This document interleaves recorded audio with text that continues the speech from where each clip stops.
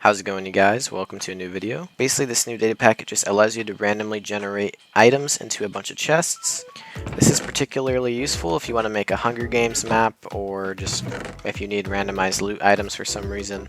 What this data pack is going to allow you to do is choose what items you want to randomize in the chest, set a range for how many of that item can go in the chest. You can also set the rarity of those items within the pool.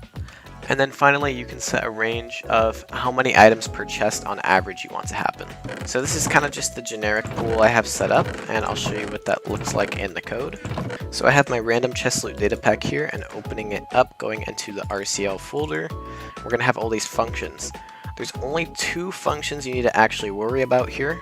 That's going to be the chest coords function and the item list function. So first things first, if you open the chest coords function, you'll be granted with this page here. The first thing you're going to need to do is set up this number here with the amount of chests you want the loot to go into. So you see I have it set to 5.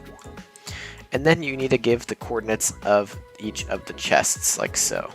The next change we're going to need to do is come into item list, and this looks intimidating at first, but don't worry, let me explain what this means. So in this page is where we're going to modify all of our data that determines what goes into the chest.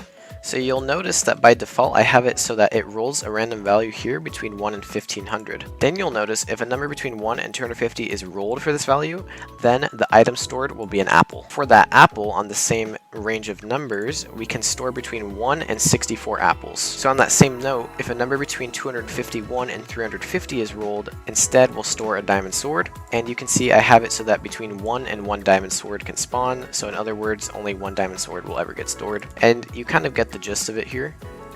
So for example, if a number between 1001 and 1250 is rolled, we'll get a lily pad, and I have it so that between 1 and 32 lily pads can spawn in that slot. Now just for an example, let's say I wanted to add a new item to the pool. I can just copy paste these two lines like so and set it to my item. So let's do gold ingots, and let's say I want between 16 and 32 gold ingots to spawn in their respective slots, and this number here is what will determine our rarity of the gold ingots. So let me now modify it to make it so that gold ingots will take up roughly half of the loot pool. I'll need to increase this number here to 3000, and I make this range here 1501 to 3000. Now there is going to be roughly a 50% chance of the items in each slot being a gold ingot. So let me save this, and now I'm back in the game. I'm going to do /reload, and to actually store the loot I need to run the function /function RCL start loot.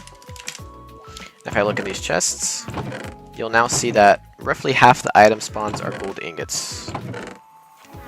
Now one last way to customize this is you can come into the file called lootprocess2.mc function, and this value here will determine the average items per chest. So I have it set between roughly 10 and 20 items. Let's say I wanted it to be between 1 to 2 items per chest. Then I can change this range to be between 1 and 2. If I wanted it to be exactly 1 item per chest, I can modify this command a little bit.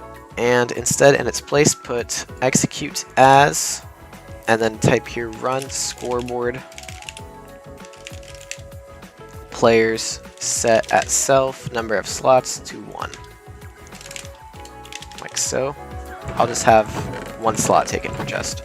When I upload the data pack, I'll leave this line here commented out if you need that, and then I'll uncomment this one here. So yeah, hopefully this will be very helpful for your map. Again, this is highly customizable and pretty much has 0 runtime and is very optimized. So hopefully you find some use in this.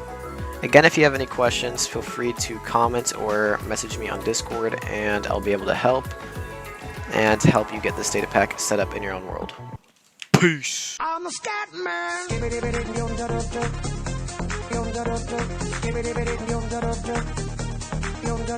a scat man.